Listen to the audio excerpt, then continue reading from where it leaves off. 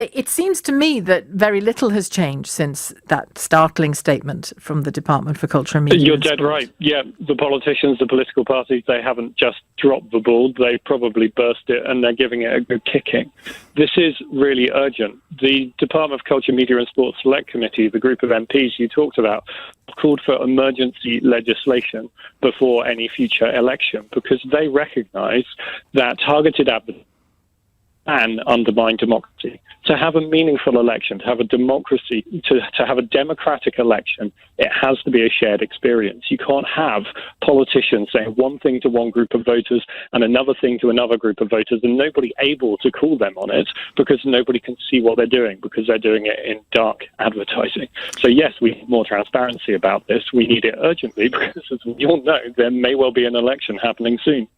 Is there even a little more transparency than there used to be? I mean, I am no techie, but the very fact that I have started to check more and question more and take greater care of my online security, and by that I don't just mean banking type security. I mean security around, who has access to my data and what they do with it.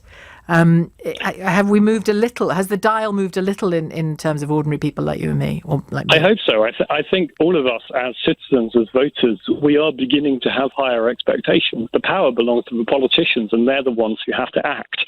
At the moment, the one bit of progress in transparency we've had is the internet companies, Google and Facebook, creating transparency around political advertising on their platform. So they've agreed to publish some details of political ads that run in their massive advertising networks at their own initiative. And isn't it astonishing that the only people acting to safeguard British democracy are US tech companies? And in what way are they doing it?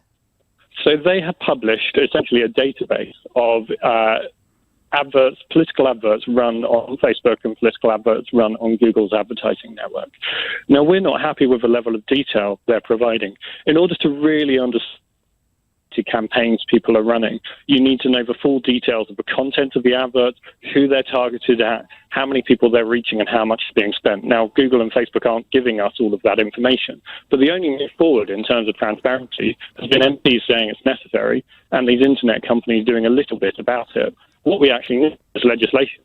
What we need is a law before any future election to make sure the next election can't be interfered with. And I don't think people understand the scale of this.